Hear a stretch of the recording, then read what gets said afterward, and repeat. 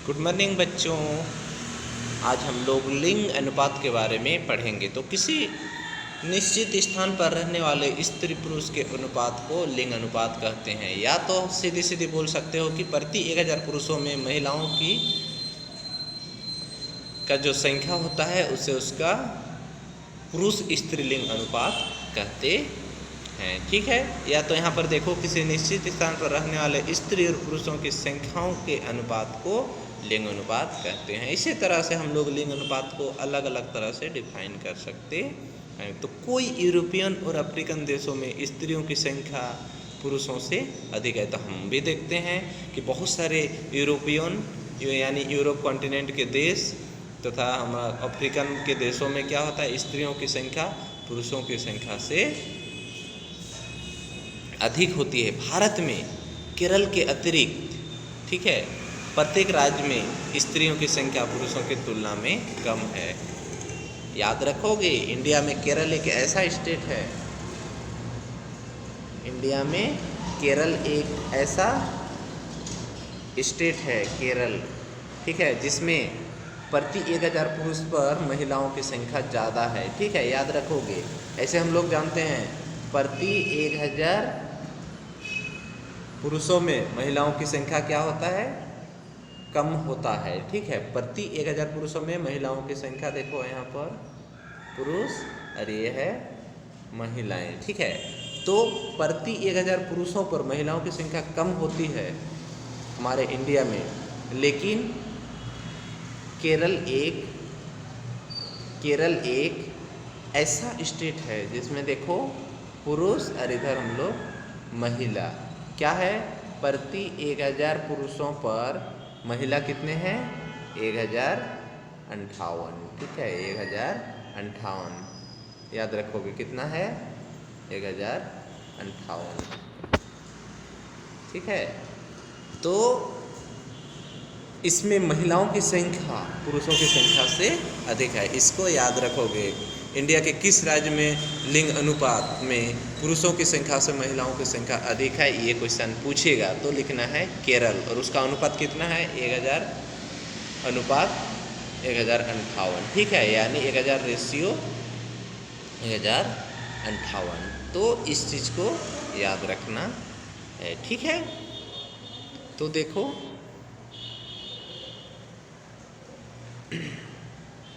ऐसा कन्या शिशु की उच्च मृत्यु दर के कारण है।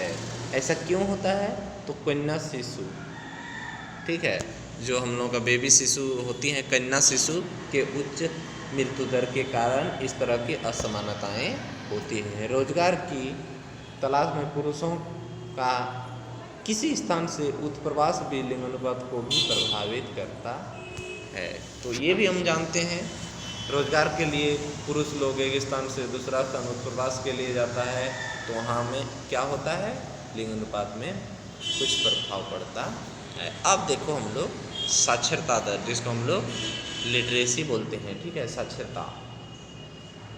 साक्षरता का स्तर भी आर्थिक उत्पादन जनसंख्या का एक आवश्यक तत्व है। ठीक है, साक्षरता का स्तर भी आर्थिक उत्पादक जनसंख्या का एक आवश्यक तत्व है। साक्षरता किसी देश के सामाजिक आर्थिक विकास को बहुत प्रभावित करती है। ठीक है, तो हम जानते हैं कि हमारे क्षेत्र में, हमारे राज्य में, हमारे देश में कहीं न कहीं साक्षरता किसी भी देश के लिए, किसी भी समाज के लिए, किसी भी राज्य के लिए सामाजिक आर्थिक विकास को बहुत ही प्रभावित करती है। हम जानते हैं कि जिस क्षेत्र में ज़्यादा पढ़े लिखे लोग होते हैं उस क्षेत्र का विकास, रहन सहन, बोलचाल, सब कुछ परिवर्तन होता है, विकास नज़र आता है। ठीक है, जबकि वैसे ही अशिक्षित लोग, जहाँ जिस क्षेत्र के लोग में साक्षरता दर कम है, या तो जहाँ ज़्यादा निरक्षर लोग या तो कम पढ़े लोग लिखे लोग रहते हैं, तो ऐसे क्षेत्रों में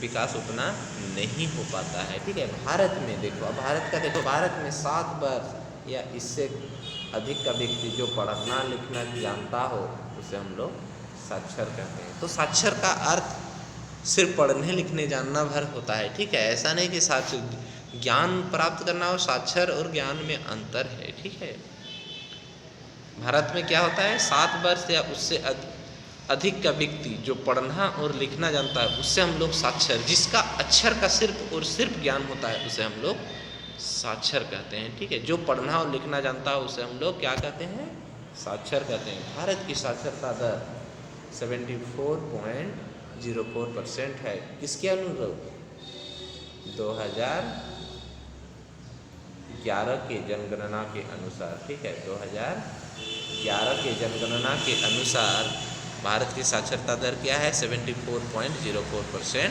है। यहाँ केरल की साक्षरता दर सबसे अधिक है। भारत में सबसे ज़्यादा साक्षरता दर केरल का है। ठीक है, 95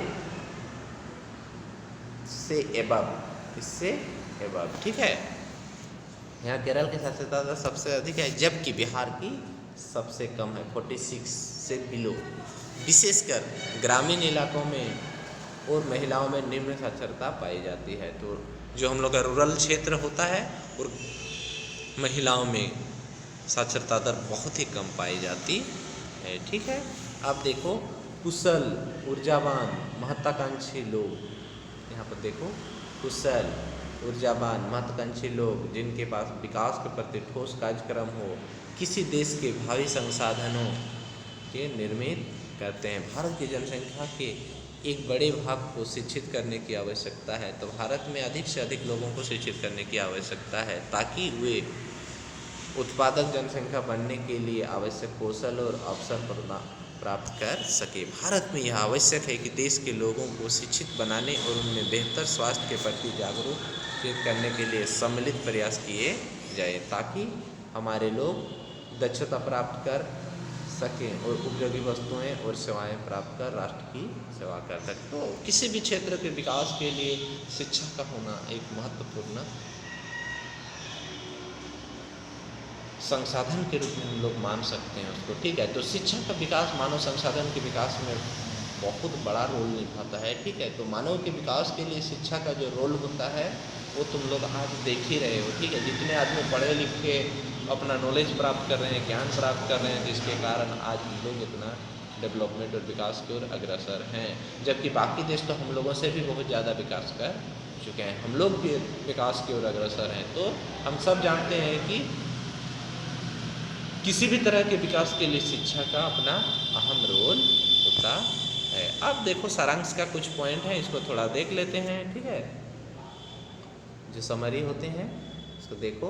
किसी देश के मानव संसाधन की जगता उनकी संख्या से अधिक महत्वपूर्ण है। ठीक है, तो हम सब जानते हैं किसी भी देश की मानव संसाधन की जगता उस देश की जनसंख्या पर निर्भर नहीं करती है। ठीक है, जगता उसकी संख्या पर निर्भर नहीं करती है। ठीक है,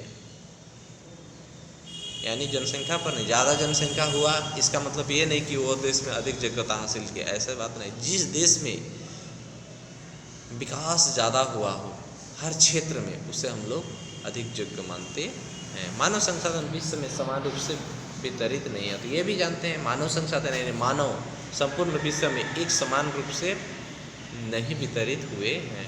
विश्व में जनसंख्या का वितरण असमान है। हाँ, ये तो हम जानते हैं। विश्व में जनसंख्या का वितरण क्या है, असमान है। जनसंख्या वितरण को प्रभावित करने वाले कारक जो हम लोग पढ़े थे, स्थलाकृति, जलवायु, जल, खनिज पदार्थ की उपलब्धता, सामाजिक, आर्थिक और सांस्कृतिक कारक। तो जनसंख्या वितरण को प्रभावित करने वाले कारक में है स्थलाकृति, जलवायु, जल, खनिज पदार्थ की उपलब्धता एवं सामाजिक, आर्थिक और सांस्कृतिक कारक। इतने सारे कारक हैं जो मानव संसाधन